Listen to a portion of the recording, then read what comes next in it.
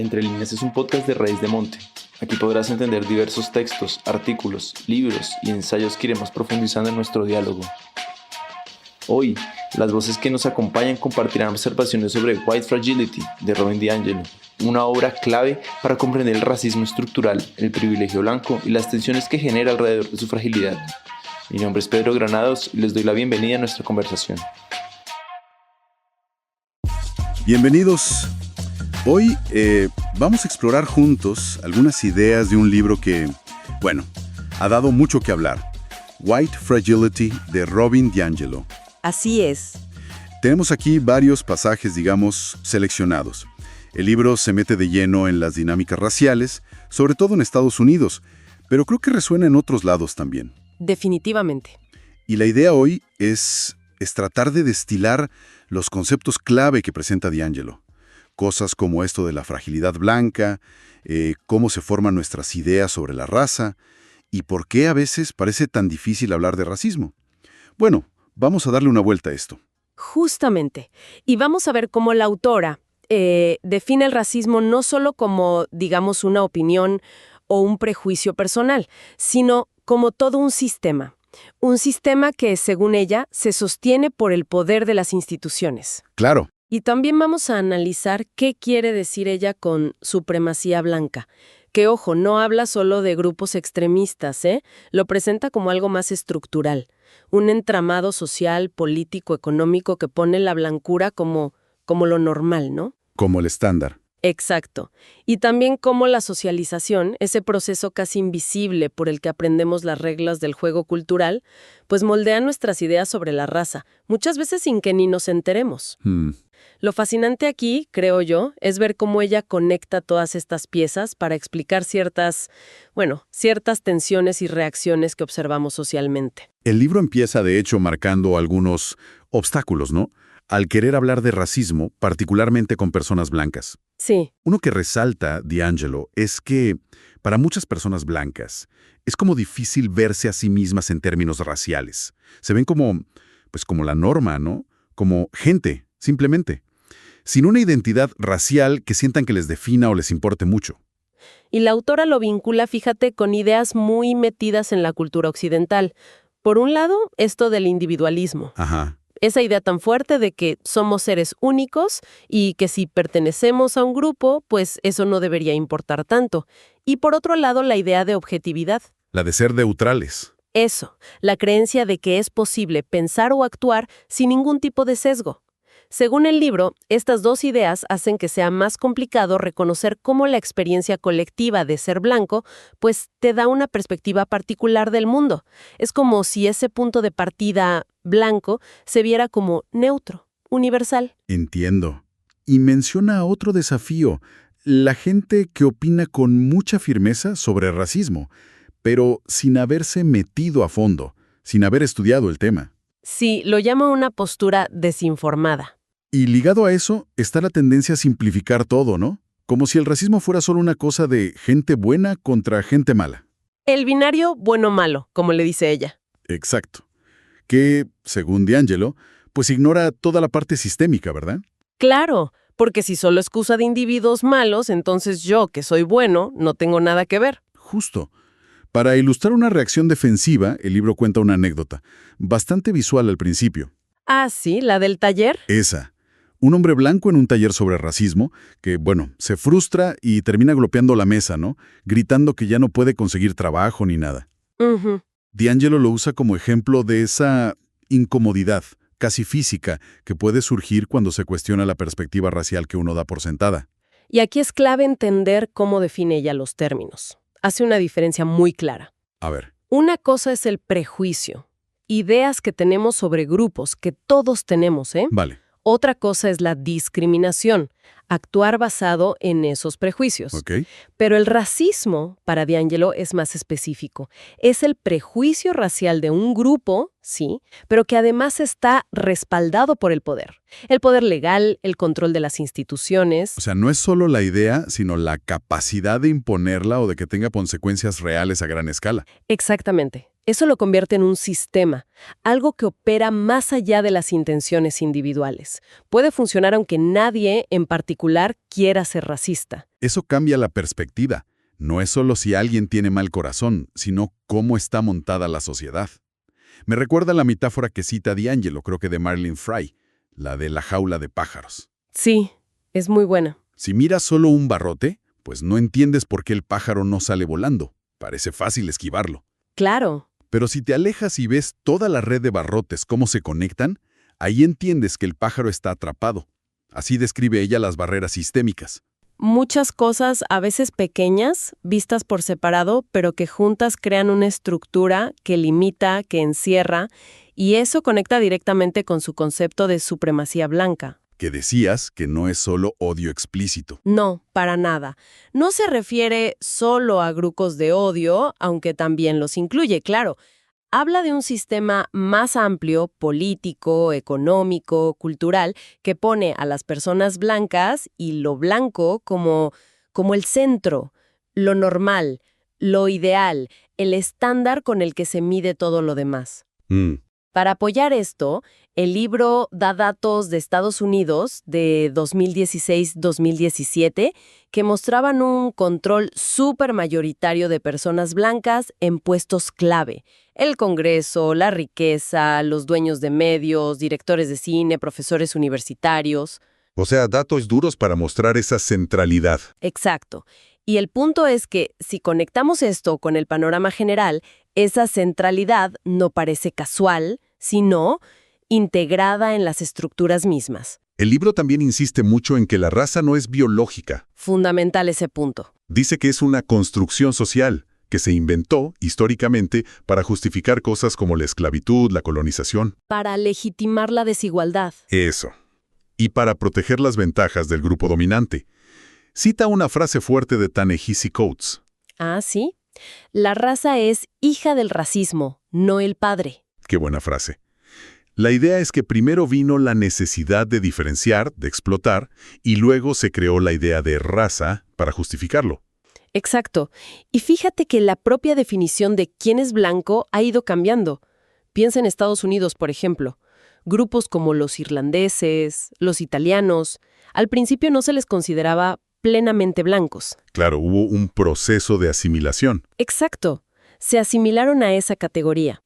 El texto menciona el concepto de Cheryl Harris, la blancura como propiedad. ¿Qué significa eso? Sugiere que ser clasificado como blanco te da un estatus social que viene con beneficios, tangibles e intangibles. Casi como si ser blanco fuera un bien valioso que posees. Y aquí es donde toca un punto que a lo mejor pasa desapercibido en el día a día. ¿Cuál? Señala cómo la blancura, muchas veces, ni se nombra, simplemente se asume. Es lo universal. Ah, sí. Pone ejemplos como cuando decimos escritores y se entiende que son hombres blancos. Pero tenemos que decir escritoras negras para especificar. Claro. O el color carne de las curitas, de los lápices. Que históricamente era un color de piel claro. O cómo imaginamos por defecto que figuras históricas, o religiosas incluso, eran blancas, aunque no haya base real para eso. Es como si la blancura fuera invisible justamente porque es la norma, no necesita nombrarse. Exacto. Y todo esto nos lleva al proceso de socialización racial. Que es cómo aprendemos todo esto. Claro. El libro explica cómo, desde que somos niños, vamos absorbiendo mensajes sobre los distintos grupos raciales, de la familia, de la escuela, de los amigos, de los medios, los libros. De todos lados. De todos lados. Y estos mensajes van formando nuestras percepciones, nuestros gustos, nuestros miedos, nuestros sesgos, muchas veces sin que seamos conscientes. Es un proceso constante. Y ahí menciona un concepto de un sociólogo, Joe Fagin, el marco racial blanco. Sí, el White Racial Frame. ¿Qué es eso exactamente? Es como si tuviéramos instalado, digamos, un sistema operativo mental, una red de creencias, estereotipos, imágenes, que de forma implícita nos lleva a ver a los blancos como superiores o más normales, más capaces, y a las personas de color como inferiores, problemáticas o como excepciones si les va bien. Y eso se refuerza todo el tiempo. Constantemente. El libro usa un ejemplo muy de la vida diaria para mostrar cómo aprendemos esto. A ver. Un niño pequeño en el súper, que señala a un hombre negro y dice algo como: «Mira, mamá, su piel es oscura». La reacción típica de la madre blanca, dice D'Angelo, es avergonzarse, callar al niño. «Shh, eso no se dice». ¿Sí? ¿Suena familiar? ¿Y qué aprende el niño con eso? Que hablar de raza está mal, que es incómodo, que es un tabú, algo de lo que hay que avergonzarse. En lugar de explicarlo con naturalidad. Exacto. Además, la segregación donde vivimos, a qué escuelas vamos, que sigue siendo una realidad en muchos sitios, alimenta este marco. Claro, si no tienes contacto. Si creces y vives en entornos mayoritariamente blancos, tus perspectivas se limitan. Puedes llegar a sentir que aquí la raza no importa, como una especie de inocencia racial, ¿no? Sin darte cuenta de que esa misma homogeneidad es producto de dinámicas raciales, históricas y actuales. El libro también analiza cómo el racismo ha ido cambiando de forma, como que se adapta. Sí, habla de adaptaciones post-movimiento por los derechos civiles. Describe lo que llama racismo daltónico, el colorblind racism. Ajá. Esta idea tan común de que la solución es no ver la raza, ignorarla, que a veces se apoya en citas de Martin Luther King Jr., pero sacadas de contexto, ¿no? Sí. D'Angelo argumenta que esa postura, aunque suene bien intencionada, todos somos iguales, no veo colores, en realidad es problemática. ¿Por qué? Porque al negar que la raza todavía tiene un impacto real y diferente en la vida de las personas, lo que hace es permitir que el sistema desigual que ya existe, pues siga igual. Si no ves el problema, no puedes arreglarlo. Tiene lógica. Hay una anécdota potente en el libro. El cofacilitador negro de D'Angelo le responde a una participante blanca que decía, orgullosa, «Yo no veo su raza».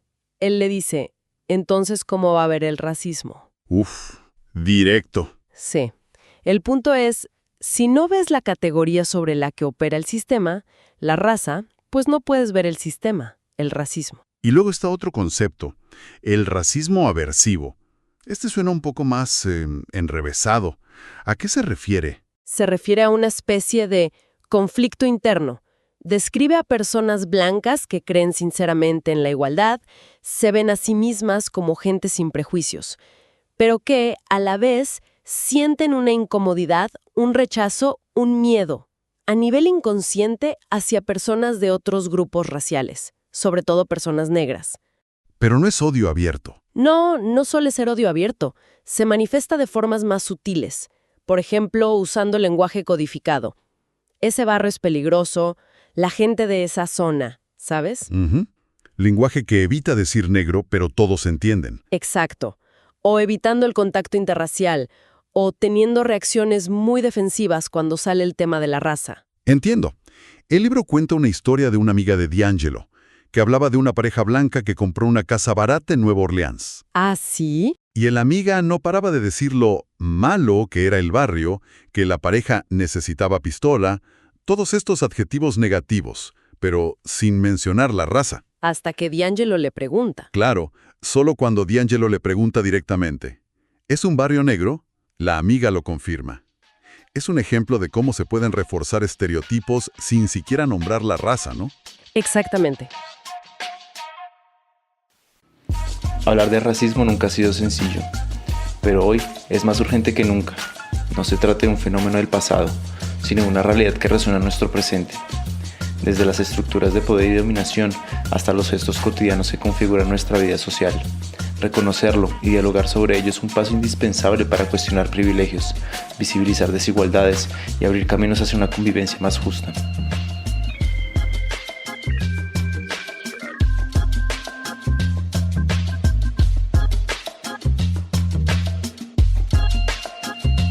Si te interesa lo que estás escuchando, te invitamos a seguir nuestros proyectos y sumarte al movimiento. Raíz de Monte es una iniciativa que entrelaza el medio ambiente y la cultura. Y aquí, como en otras plataformas, podrás conocer lo que hacemos. Si quieres contribuir con nuestro trabajo, suscríbete y comparte nuestro contenido.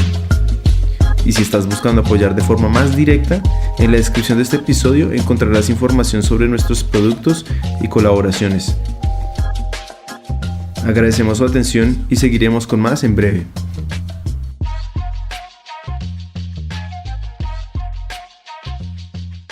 Bueno, eso.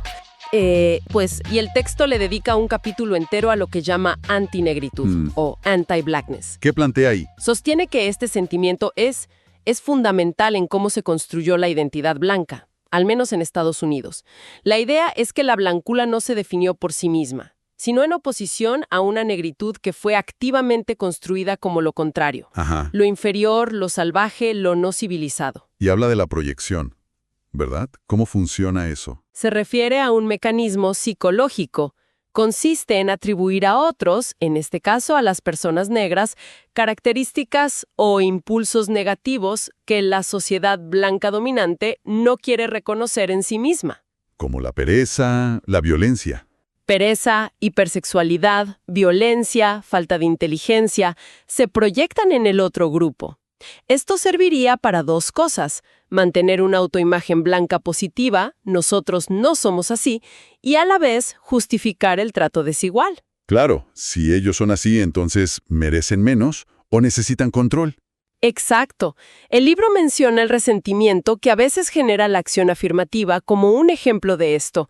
La idea subyacente, según D'Angelo, es que las personas negras reciben ventajas inmerecidas, ignorando las desventajas sistémicas, históricas y actuales que enfrentan. ¿Y cómo se ve esta antinegritud en la cultura popular, por ejemplo? Pues el libro argumenta que se manifiesta de muchas maneras.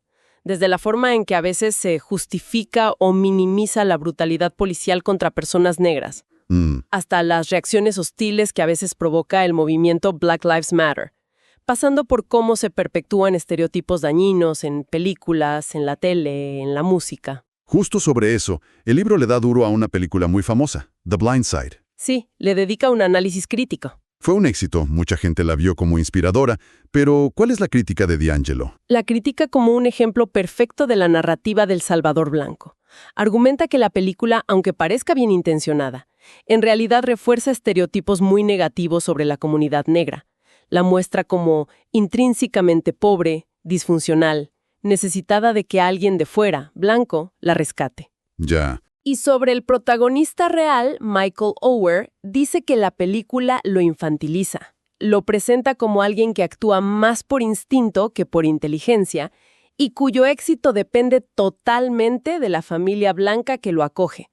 Es una crítica fuerte a cómo se cuentan a veces estas historias interraciales. Entendido. Y todo esto nos lleva al concepto central, el que da título al libro, fragilidad blanca. ¿Cómo lo definirías de forma sencilla? D'Angelo lo define como una baja capacidad de las personas blancas para manejar el estrés racial. Estrés racial. Sí, la incomodidad, la tensión que surge al hablar de raza o al ver cuestionadas sus propias ideas o su posición en la jerarquía racial. ¿Y de dónde viene esa baja tolerancia, según ella? Argumenta que viene en parte de vivir en entornos bastante aislados racialmente, lo que significa que no están acostumbrados a estas conversaciones difíciles. Y también de tener muy internalizada una sensación de superioridad, o al menos de tener derecho a estar cómodos racialmente, a que no se les cuestione. ¿Y esta fragilidad, cómo se manifiesta? ¿Qué se ve? Pues puede salir de muchas formas. Ira, ponerse a la defensiva, llorar, negar la realidad del racismo, discutir sobre si la intención era buena o mala, quedarse callado o incluso irse de la conversación. Son reacciones para protegerse de esa incomodidad. ¿Y qué cosas suelen activar esta fragilidad? ¿Cuáles son los detonantes típicos que menciona el libro? Menciona varios. Por ejemplo, sugerir que la perspectiva blanca no es la única ni la universal. Decir que la raza sí importa y que tiene consecuencias reales en la vida de la gente.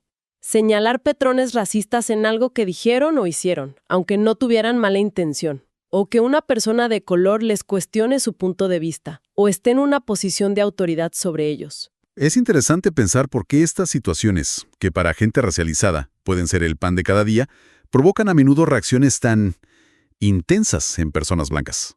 Exacto. Esa es una de las preguntas clave que plantea el libro, ¿no? D'Angelo también habla de unas reglas de compromiso no escritas, como expectativas que las personas blancas suelen tener al hablar de raza. Sí, unas reglas implícitas. ¿Cuáles serían? Pues, por ejemplo, la expectativa de que la conversación sea siempre amable, que no haya confrontación directa. Que se protejan los sentimientos de la persona blanca por encima de todo. Que no se les haga sentir mal. Eso, que el foco esté en sus buenas intenciones, no en el impacto de lo que dijeron o hicieron.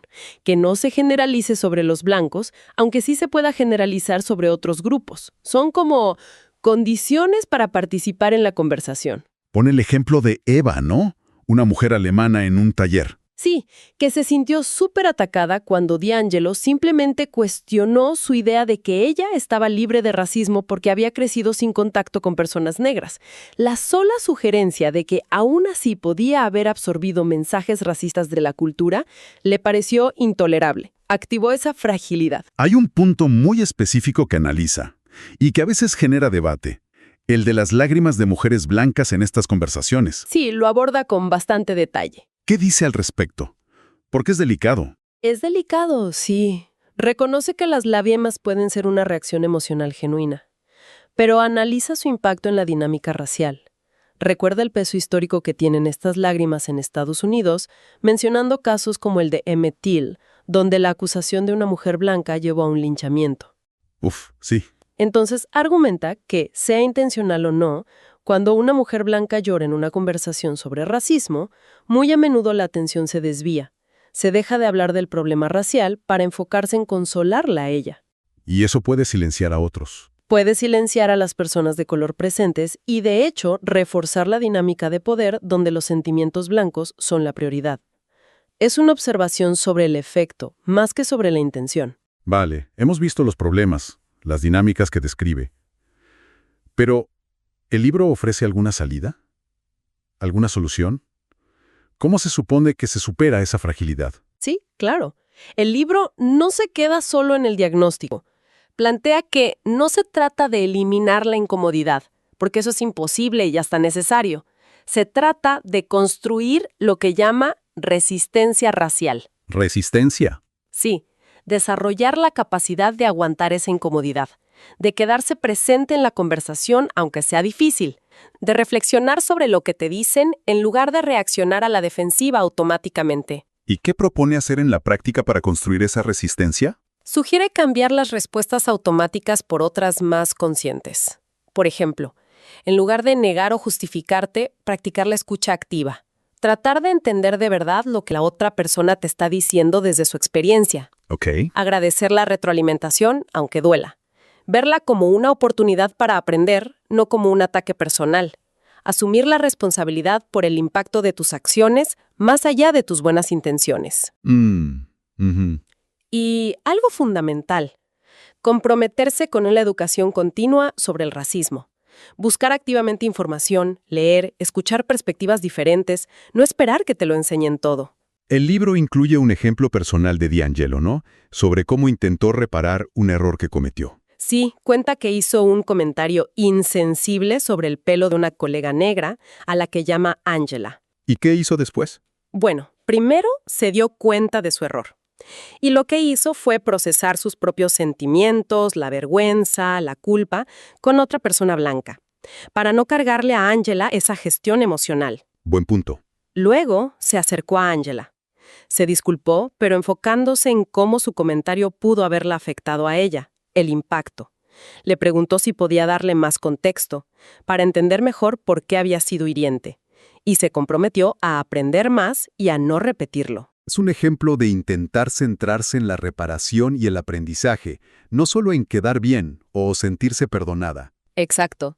Ese es el enfoque que propone. Entonces, si tuviéramos que resumir el consejo final del libro para la gente blanca que lo lee, ¿cuál sería el mensaje principal? El mensaje central es: asume tu responsabilidad, individual y colectiva. ¿Y eso qué implica? Implica varias cosas. Primero, edúcate continuamente sobre el racismo. Lee, escucha, busca fuentes diversas. No esperes que las personas racializadas hagan ese trabajo por ti. Segundo, esfuérzate por construir relaciones interraciales más auténticas, más equitativas. Y tercero, un punto clave: rompe el silencio blanco sobre el racismo. ¿Qué significa eso? Significa hablar de estas dinámicas, desafiar comentarios o actitudes racistas también cuando estás solo con otras personas blancas, con amigos, familia, colegas, no solo cuando hay personas de color presentes. Entendido. Bueno, hemos recorrido bastante. explorando las ideas de White Fragility, de Robin DiAngelo. Hablamos de esa fragilidad como reacción a la incomodidad, de la definición de racismo como sistema de poder, de cómo absorbemos ideas sobre raza casi sin darnos cuenta, y de la importancia que le da el libro a la autorreflexión. Entonces, ¿con qué nos quedamos? ¿Cuál es el takeaway? Yo creo que el argumento fuerte del texto es que todos estos patrones, la defensividad, la negación, el enfocarse en la intención, la dificultad para ver el sistema, aunque muchas veces no sean conscientes ni tengan mala intención, tienen consecuencias reales. Claro. Contribuyen, según DiAngelo, a marcar las desigualdades raciales que vemos. Por eso, el primer paso que ella propone es reconocer estas dinámicas, entender cómo operan en nosotros mismos y en la sociedad. Y no es como llegar a una meta final de «ya no soy racista». No, para nada. Ella insiste en que es un trabajo constante, un esfuerzo continuo por desafiar nuestra propia socialización y también las estructuras injustas que nos rodean. No es un destino, es un proceso. Considerando todo esto que hemos charlado, sobre cómo se forman y se defienden las visiones sobre la raza, quizás una pregunta para que quede resonando es ¿de qué manera ser conscientes de estos mecanismos? La fragilidad, el marco racial, el binario bueno-malo, la tendencia a buscar la comodidad propia. ¿Podría cambiar la forma en que interpretamos lo que vemos cada día? Ya sea una charla, una noticia en el diario, una película que vemos. Nos lleva a virar con otros ojos, quizás, algunas estructuras sociales que a lo mejor dábamos por sentadas sin más. Sí.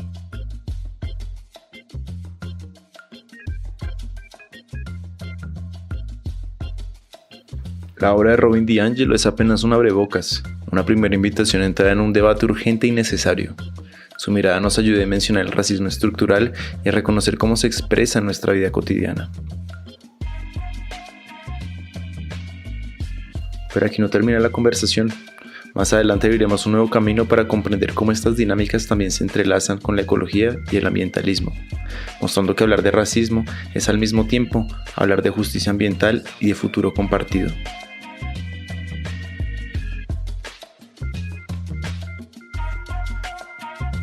Sigue atento a nuestro contenido. En los próximos episodios tomaremos como base algunos autores que nos permitirán ampliar este tema desde una mirada ecológica, crítica y transformadora.